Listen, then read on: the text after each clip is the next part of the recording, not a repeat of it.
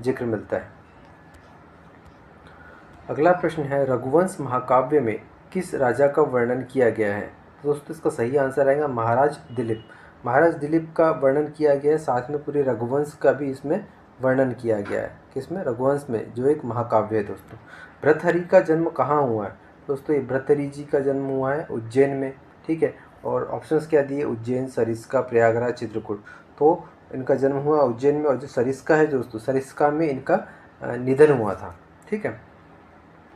शतक त्रयी के नाम से जाना जाता है। ये श्रृंगार शतक, नीति शतक, वैराग्य शतक, ये तीनों के को मिलाकर शतक त्रयी कहा जाता है। तो इसीलिए इसका सही आंसर आ जाएगा उपरोक्त सभी। इसके बाद में शतक त्रयी की रचना किसने की? ऑप्शन है बाणभट्ट, भवभूति, राजशेखर, भर्तहरि। तो शतक त्रयी की रचना दोस्तों भर्तहरि जी द्वारा की गई थी, जो कि उज्जैन के थे, ठीक है। हर्षवर्धन ने किस कवि को कवि चक्रवर्ती की उपाधि दी? तो इन्होंने बाणभट्ट को कवि चक्रवर्ती की उपाधि दी, ठीक है। साहित्य के वनांचल का केसरी किसे कहा जाता है? तो बाणभट्ट जी को साहित्य के वनांचल का केसरी कहा जाता है, ठीक। कौन सी रचना बाणभट्ट की नहीं है? कौन सी रचना नहीं है?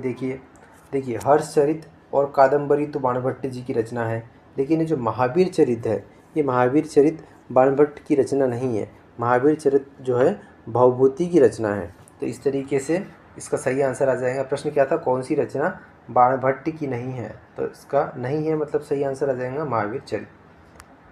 भारती मिल्टन के नाम से प्रसिद्ध है केशवदास, भूषण, भवभूति, बाणभट्ट। तो दोस्तों इसका सही आंसर आएगा भवभूति, जो कि भारती मिल्टन के नाम से प्रसिद्ध है। नाटककार राजशेखर किसके दरबार में रहते थे? इसके ऑप्शंस ये हैं हर्षवर्धन, अग्निमित्र, विक्रमादित्य, युवराज देव प्रथम।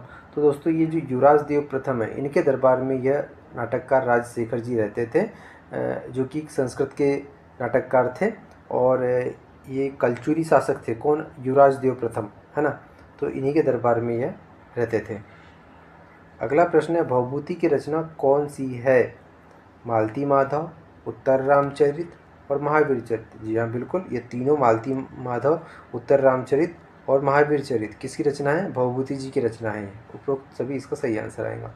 निम्नलिखित में से कौन सी पुस्तक राजशेखर द्वारा नहीं लिखी गई? दोस्तों ये प्रश्न देखिए, मध्य प्रदेश लोक सेवा आयोग की जो प्रारंभिक परीक्षा 2025 में जो अभी हुई थी, उसमें पूछा गया प्रश्न है। ये क्या बोल रहा है? कौन सी पुस्तक राजशेखर द्वारा नहीं की गई रचना?